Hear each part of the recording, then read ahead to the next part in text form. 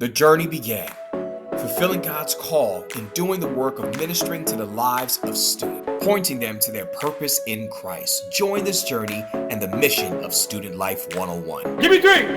Stay purpose. Give me three. Stay position. Give me three. Stay persistent. Let's go!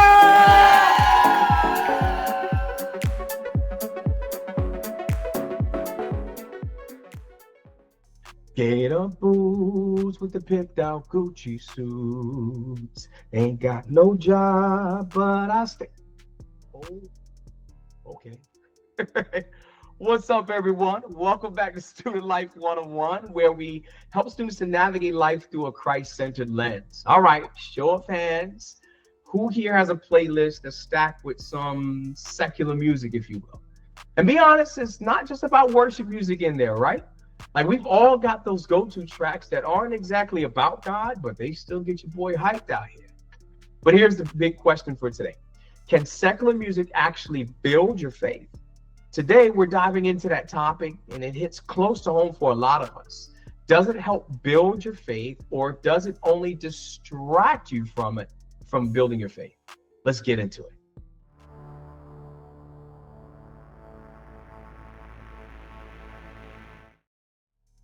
Listen, it's no secret that music is powerful. It can change your mood. It can help you focus. It can even bring back some of those memories.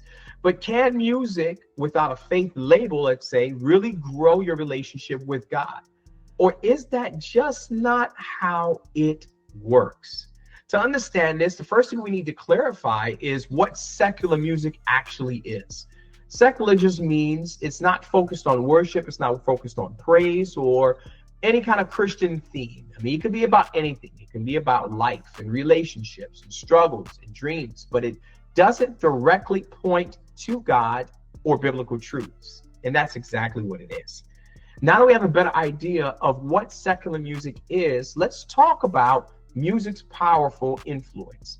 See, when answering the question, can secular music build your faith? The first consideration you should think about, or we should think about, is the influence of music. We have to start there. The influence of music. You see, music has a very unique way of expressing the heart and the soul of the artist. And it often reflects their experiences, their beliefs, and their worldview, whether they're a believer or not. You see, every single beat, every single lyric, every single melody, it reveals something about their view of God, of life, and the human experience. You know, listening to music is like you stepping into someone else's story, seeing life through their eyes, for better or for worse. We're not just hearing words and sounds. We're actually connecting with the artist's perspective, which can impact our beliefs and our own values. One of my favorite biblical theologians, A.W. Tozer, he once said this. He said, what comes into our minds when we think about God is the most important thing about us. So when we consume music, even unconsciously, we allow it to shape our thoughts, we allow it to shape our attitudes, and what we understand about ourselves and the world that's around us. So the music we listen to holds real power, not only in its ability to entertain, but in its ability to influence how we view what's true and how we view what's important. So the first thing you want to consider, or we want to consider, is the influence of music. The second consideration we should think about is what's worthy of our thoughts. What's worthy of our thoughts? See, Philippians chapter 4, verse 8 says, finally, brothers and sisters, whatever is true, whatever is noble, whatever is right, whatever is pure, whatever is lovely, whatever is admirable, if anything is excellent or praiseworthy, think of such things. This verse gives us sort of a blueprint, if you will, for what we let influence our minds and our hearts. Paul's really encouraging us to focus on what is good, what is uplifting, and what's rooted in truth.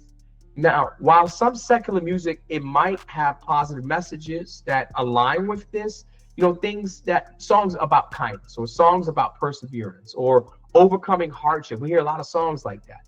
Others might lead us in the opposite direction. We should be asking ourselves this question. Does this music inspire godly thoughts, or does it distract me from my faith?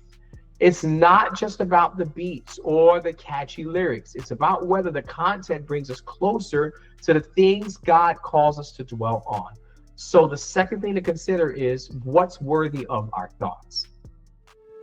I want to take a moment to thank our sponsor for this episode, Terrace. My friends, as we explore how secular music can impact our faith, it's essential for us to remember that our mental and our emotional health also plays a significant role in our Christ walk. Terrace is a team of licensed clinicians that offer confidential counseling services to individuals, to couples, and to families. They utilize evidence-based practices from a biblical framework to help individuals ages 16 and older to navigate life's ups and downs. Now, you might be feeling overwhelmed. You might be feeling students that you're facing challenges, or you're seeking personal growth. Terrace can assist you. With over 20 years of experience serving hundreds of individuals and families throughout Florida, they offer convenient and confidential virtual counseling sessions to meet your direct needs. I want you all to take that first step towards mental wellness by you scheduling a free consultation today at therapyterrace.com. And don't worry, I'm going to be adding their information into the show notes so that you can easily connect with them. Just as we seek to fill our hearts with uplifting music, let's also ensure that we're nurturing our mental health and our well-being. Check them out.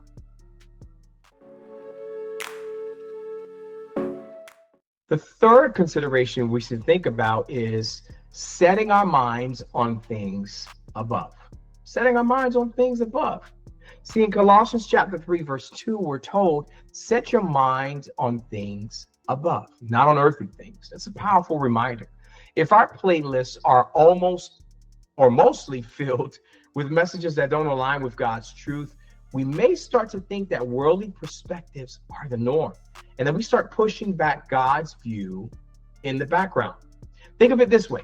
If we want a faith that's rooted in Christ, we really need to pay attention to the things that feed that faith. Even if a song is just music, like we say, it can plant seeds in our minds that either nourish our walk with Christ or it weakens it. And so that's the third consideration, and it's very important for us to think about that, is setting our minds on things above.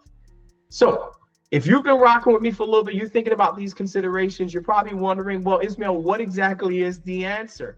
This last consideration is what you really want to consider, and it is the word discernment. What does that mean? Discernment essentially means the ability to think biblically and to make careful distinctions between what is true and what's false, what's real and what's not. The answer isn't necessarily to avoid all secular music, but to use discernment. Not every secular song is bad, y'all, but not every secular song is beneficial either. I want you to ask yourselves these questions, or this particular question, students. Does this song encourage or does it distract my walk with God? Remember, every choice we make influences our faith in some way, whether it's big or small.